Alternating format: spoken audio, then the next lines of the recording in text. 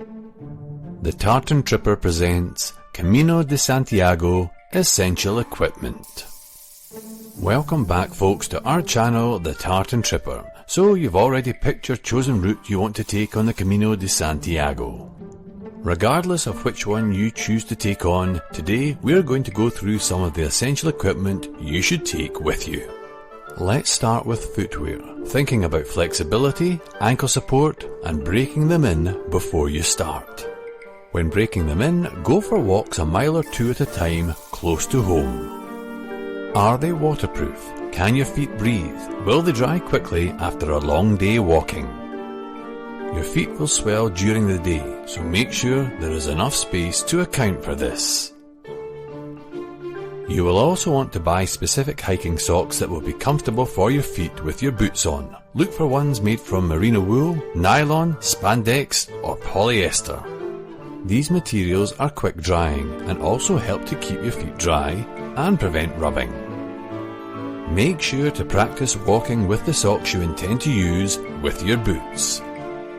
Keep a pair of spare dry socks close by. Also, talcum powder will bring much needed relief to these feet of yours. After all, you don't want nasty blisters if you can help it. Remember, you will be in your shoes or boots most of the day, so take the time to try various brands and styles out before making that all-important purchase.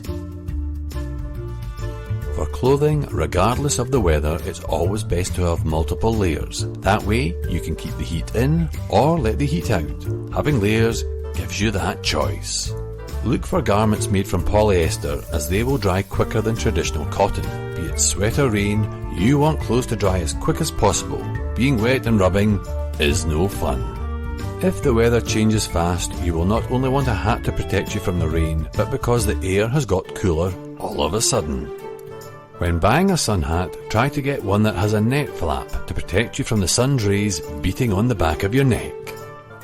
Another option is a thin snood or bandana that can wrap round your neck or can also be pulled over your head, protecting your scalp. You may or may not want to wear shorts, so make sure your trousers, like your tops, are light and quick drying and let your skin breathe. You'll be clocking up a lot of miles in them. Some styles of trousers have zips that allow you to wear them as shorts or trousers. This way it saves you weight and space from carrying unnecessary garments. A 2-for-1, if you like. Remember to use sunscreen protector and lip balm. You will encounter sun, rain and winds quite often all in the one day. You will be exposed to lots of UV rays, so look after that skin. Waterproof sunscreen can still come off when you sweat, so make sure to reapply every hour or so. You have been warned. Look after your eyes and wear sunglasses. Make sure to buy glasses that have UV protection in the lenses. UV rays can bounce off sand, water, snow and concrete. In a nutshell, wear them all the time to be on the safe side. This is serious and not about posing. Do that once you get to the end of your route. Only you will know if you will have the willpower to leave your phone at home before you embark on your adventure. Either way, keep in mind you won't always get a signal for your phone to tell you where you are, or if you're even heading in the right direction. It would be a good idea to get your hands on a good old-fashioned map of your route and compass. Also, take the time to learn how to use them before you start. You will no doubt come across fellow travellers only too happy to help, but being able to read a map is a very useful skill to have. If you happen to be the only one who can read a map and use a compass, just think of all the drinks that will be bought for you by everyone that evening as you saved the day. Now that your navigational skills are up to scratch, you may also want to invest in an emergency first aid kit to carry. Once again, take the time to check what's inside it and how to use the equipment if the situation arises.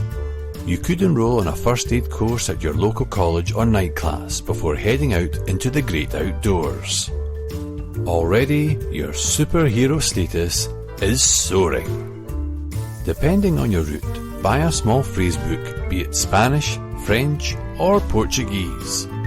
Being able to say a few basic words or phrases in the local language goes a long way, regardless of what country in the world you happen to be in. It's always best to try to keep on the right side of the locals. You never know when you might need their help. A few useful bits of kit to have would be a lighter or a box of matches if you do need to light a fire. A Swiss Army knife can also come in handy for various tasks. Sleeping bags. Depending on the time of year, consider if you really need to be carrying a sleeping bag. If so, consider the size and weight, and it's best to have one made from synthetics. Remember, you are carrying it with you every step of the way. In the warmer months, a sleeping bag liner sheet could be enough. Plus, it's even lighter and easier to wash. Oh, and earplugs. Need I say more? A microfiber towel can be folded into a small pack and dries quickly, so a lot less bulky than a regular cotton towel. An inflatable travel pillow. It folds away nicely and could bring some well-deserved comfort after a long day. As you will be sleeping in different beds each night, if nothing else, you will have a comfortable pillow you can call your own. Some people need or enjoy using walking poles. Try to borrow a pair and see if they are something you would use before you head off on your adventure. It might also be worth checking if you can buy equipment online and have it delivered ahead to the hotel or guest house you are starting your journey from. This way, if you are flying, it will save carrying equipment through airports and any hold-ups at customs, as soon enough you will be carrying everything on your back. Regarding your rucksack, bergen, even carrier bag or whatever you're going to use to carry everything, test it out before you buy. Is it comfortable? Is your bag too big or too small? Does it dig into your hips or knock the back of your head? For a warm weather Camino, a 35 to 40 litre sized rucksack should do the trick. If you enjoy our channel, The Tartan Tripper, remember to hit the subscribe button and tell your friends about us too. You can't run on empty, so make sure you have space to carry water and where you will be able to top up your water bottle. Hydration is key. A pack of water purification tablets would be useful to prevent an upset tummy. You won't find public toilets every 100 yards, and if the worst comes to the worst, have some toilet tissue or baby wipes at hand and find a quiet spot. Also consider what foods you will be eating throughout the day. You'll be burning calories, so make sure that you eat them too. Nuts are a good slow burner and easy to carry. Cereal bars, fruit and cold pasta will all give you energy to keep you going during the day.